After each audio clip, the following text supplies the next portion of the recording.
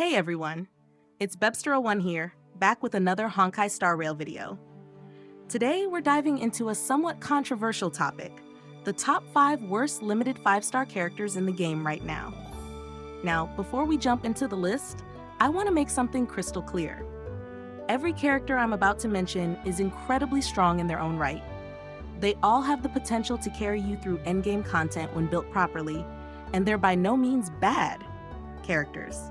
In fact, the limited 5 stars in Honkai Star Rail are all designed with unique strengths that make them stand out.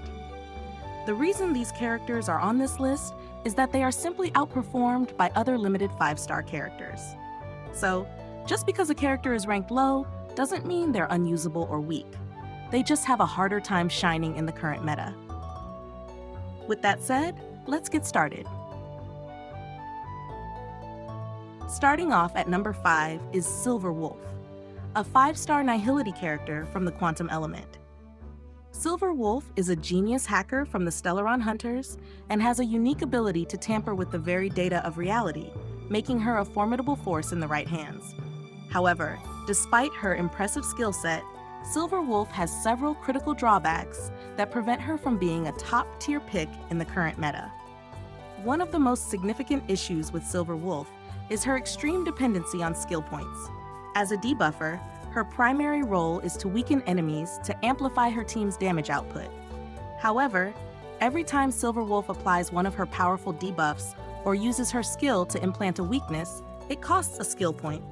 This skill point hunger can quickly become a problem, especially in longer fights or against multiple waves of enemies. Teams need to constantly feed her skill points to maintain her debuffs, which can starve your main damage dealers of the resources they need to perform at their best.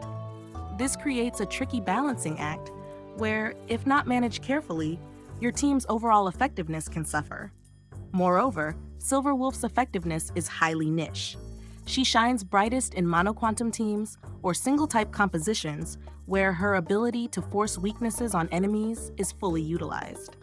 However, these teams are not currently meta, and building around a single element severely limits your team's versatility. For instance, monoquantum teams can struggle against enemies that are resistant or immune to quantum damage, making it challenging to adapt to various content. Additionally, while her ability to add weaknesses is powerful, it requires a well-built and synergized team to capitalize on this debuff, meaning she doesn't just slot easily into any team composition. Silver Wolf is also limited by her single target focus in a meta that favors characters who can deal with multiple enemies at once. Her debuffs are potent, but they only affect one enemy at a time, making her less effective in content where you face large groups of enemies. This limitation is particularly glaring in high-level content where AoE damage and crowd control are often more valuable than single-target debuffs. Furthermore, her personal damage is mediocre, so she doesn't contribute much in terms of direct damage, relying heavily on her team to capitalize on the opportunities she creates. Finally, Silver Wolf's role is becoming increasingly overshadowed by newer characters. For instance, Jiaochu is set to directly power creep her in Acheron teams with a kit designed specifically for that playstyle. Similarly, Black Swan offers better utility in dot teams, which further diminishes Silver Wolf's relevance. While she's unlikely to be completely replaced anytime soon, as she still has unique strengths, the constant influx of new characters with more flexible or powerful kits makes it harder for Silver Wolf to maintain a spot in top-tier teams. These factors combined, her skill point dependency, niche applicability, single-target limitations, and growing competition, place her at the top of this list. Next up at number 4 is Jinguan, a 5-star character from the Lightning Element who follows the path of erudition. Jinguan is one of the 7 Arbiter Generals of the Xianzhou Alliance's Cloud Knights, known for his wisdom and strategic brilliance. He's a character with a lot of potential, but there are several significant drawbacks that prevent him from being as dominant as he could be. One of Jinguan's biggest issues is the backloaded nature of his damage. His main source of power comes from the Lightning Lord, an independent entity that he summons during battle. The Lightning Lord is incredibly powerful, but it requires time and careful management to build up its attack count to deal maximum damage. This means that Jinguan's effectiveness ramps up over time, which can be problematic in situations where you need immediate burst damage. If a battle ends before the Lightning Lord reaches its full potential, or if Jinguan is unable to keep up his rotations due to skill point constraints or crowd control, his damage output can fall short. Speaking of crowd control, Jinguan is particularly vulnerable to it. If Jinguan is stunned, frozen, or otherwise incapacitated, the Lightning Lord loses its turn, resulting in a massive damage loss. This vulnerability can make him a liability in content where crowd control is prevalent, as losing even one turn with the Lightning Lord can significantly set back your damage output. In high-level content where enemies frequently use crowd control effects, this can make Jinguan difficult to rely on. Another major drawback is Jinguan's poor synergy with many offensive supports. Characters like Bronya, who are excellent at boosting a team's damage output, have limited effectiveness with Jinguan because they can't directly target the Lightning Lord. The Lightning Lord's damage is calculated separately from Jinguan's direct attacks, meaning that many of the buffs that benefit other DPS characters don't apply to it. This makes it challenging to build a team around Jinguan as a hypercarry, as the traditional supports that boost DPS performance don't synergize well with him. Moreover, Jinguan's reliance on his Lightning Lord also creates an issue of rotation complexity. To maximize his damage, players need to carefully manage Jinguan's skill and ultimate usage to ensure the Lightning Lord's attack count is optimized without overcapping. This can be difficult to execute perfectly, especially in more chaotic fights where managing skill points and timing buffs becomes challenging. If you mismanage the rotation or overcap the Lightning Lord's attack count, you miss out on potential damage, making him less forgiving to play compared to other DPS characters who can output consistent damage without such strict requirements. Finally, the current meta is not particularly kind to Jinguan.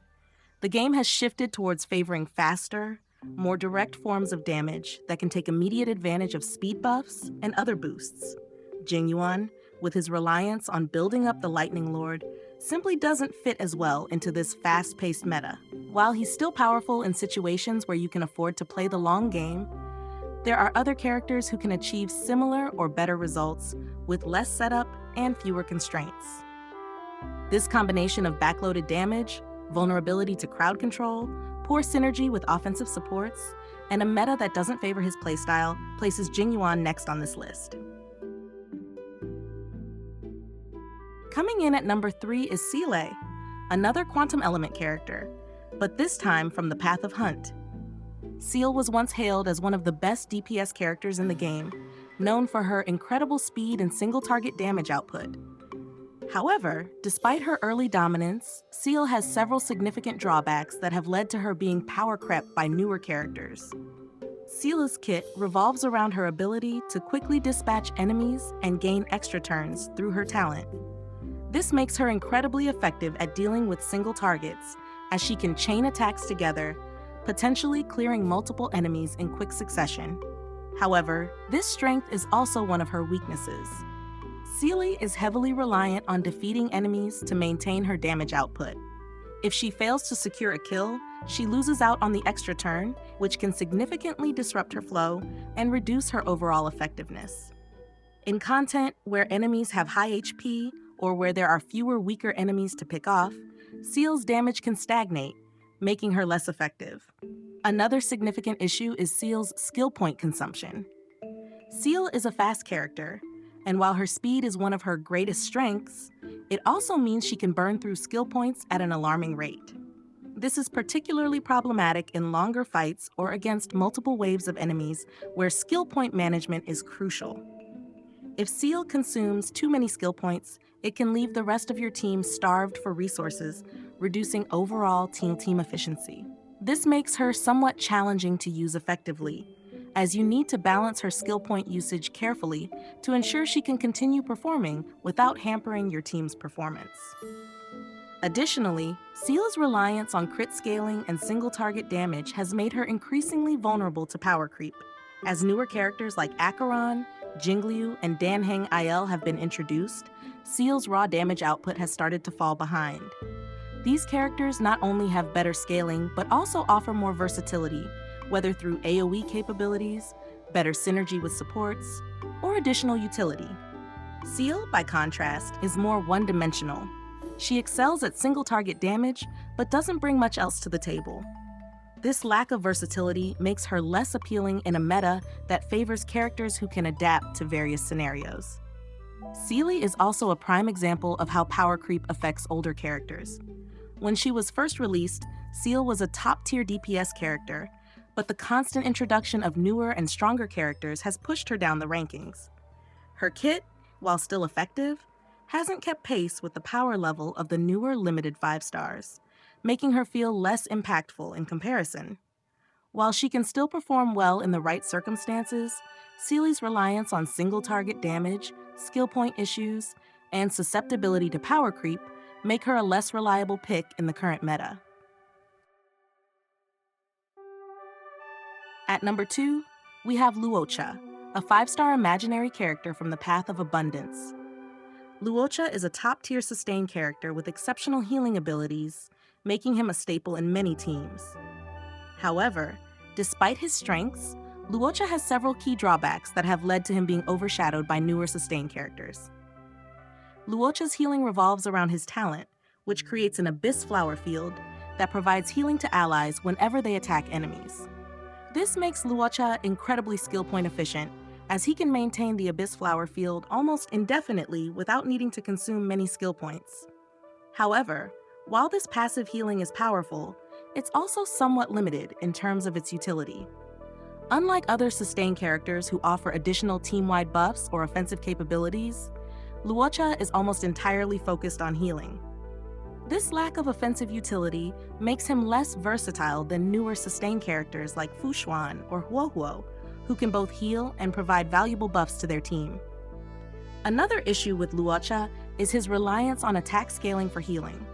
While this makes him unique among sustain characters, it also means that Luocha has lower HP than other healers who scale with HP. This can make him more vulnerable in content where he needs to withstand significant amounts of damage, as he lacks the raw durability of other sustain characters. Additionally, because his healing is tied to his attack stat, it can be less effective in situations where his attack is debuffed or where enemy mechanics specifically target characters with lower HP. Luocha also lacks a panic button in his kit, a powerful, immediate heal that can quickly restore a large amount of HP in an emergency. While his skill does provide emergency healing when an ally drops below 50% HP, it's not as potent as the emergency ultimates of other sustain characters. This can make Luocha less effective in high-pressure situations where you need to quickly recover from a burst of damage. In these scenarios, his healing, while consistent, might not be enough to save your team, especially if they're taking heavy damage. Furthermore, as the game continues to evolve, sustain characters with more complex and versatile kits are being introduced, pushing Luocha further down the rankings. Characters like Fushuan and Huohuo offer not just healing, but also offensive buffs, debuff removal, and crowd control resistance, making them more valuable in a wider range of content. Luocha's straightforward kit, while powerful, lacks the flexibility needed to adapt to the ever-changing meta, making him less appealing in comparison to these newer options. His reliance on pure sustain without additional utility ultimately makes him less versatile, leading to his placement on this list. Finally, at number 1, we have Blade, a 5-star wind element character from the Path of Destruction. Blade is a unique DPS character with a berserker-style playstyle, sacrificing his own HP to unleash massive damage on his enemies. However, despite his potential, Blade has several critical drawbacks that make him the weakest limited 5-star character in the game right now. One of Blade's biggest issues is his reliance on limited characters for optimal team synergy. Blade's kit is heavily centered around his ability to self-sustain by sacrificing HP and then recovering it through his abilities. However, to keep Blade alive and maximize his damage potential, you need to pair him with a strong healer who can consistently top off his HP. The best character for this role is Luocha, who also happens to be a limited character.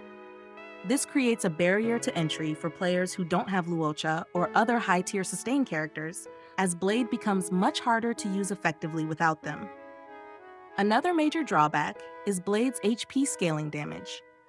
While this makes him unique, it also limits the supports he can benefit from. Harmony characters, who typically boost attack, are less effective with Blade because his damage doesn't scale with attack. This severely limits the options for supporting Blade, as he can't take full advantage of the buffs that make other DPS characters so powerful. Without a designated support character who can specifically boost HP scaling damage, Blade is left in an awkward position where he can't fully capitalize on the benefits of Harmony or other support characters, further reducing his overall effectiveness. Blade also requires a significant amount of investment to reach his full potential. His playstyle, which involves constantly managing his HP and balancing between offense and defense, demands a lot from the player. You need to be constantly aware of his HP levels and make sure that he's not overextending, as taking too much damage can put him at risk of being downed before he has a chance to heal. This high level of micromanagement can make him less appealing to players who prefer simpler or more straightforward characters.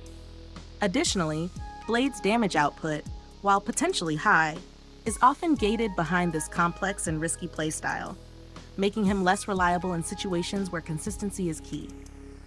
Finally, Blade is a clear victim of power creep. When compared to newer DPS characters like Dan Heng Il, Jingliu, or even free characters like Dr. Ratio, Blade's damage output feels increasingly mediocre. These newer characters not only have better scaling, but also come with more versatile and easier to use kits that allow them to perform consistently well in a wider range of content. Blade's reliance on HP scaling, lack of specialized support, and the increasing number of more powerful DPS options have pushed him to the bottom of the rankings. While Blade has the potential to become a top-tier character if the meta shifts towards HP scaling DPS characters, for now, he remains the weakest limited 5-star in the game. And there you have it, my top 5 worst limited 5-star characters in Honkai Star Rail. Again, I want to stress that every character on this list is still incredibly strong and can carry you through endgame content when built and played correctly. The reason they're ranked here is due to being outperformed by other limited 5-stars in the current meta. Interestingly, the characters on this list also happen to be some of the oldest limited 5-stars in the game. This highlights the issue of power creep in Honkai Star Rail, where newer characters often have more powerful and versatile kits, making older characters feel less relevant over time. As much as we love these characters, it's clear that the game's evolving meta has left them in a tougher spot. However, if there's one thing we know about gacha games, it's that the meta is always shifting. And who knows, these characters might just get their time in the spotlight again. If you enjoyed this video, don't forget to hit that like button and subscribe for more Honkai Star Rail content. Thanks for watching, and keep spreading positivity.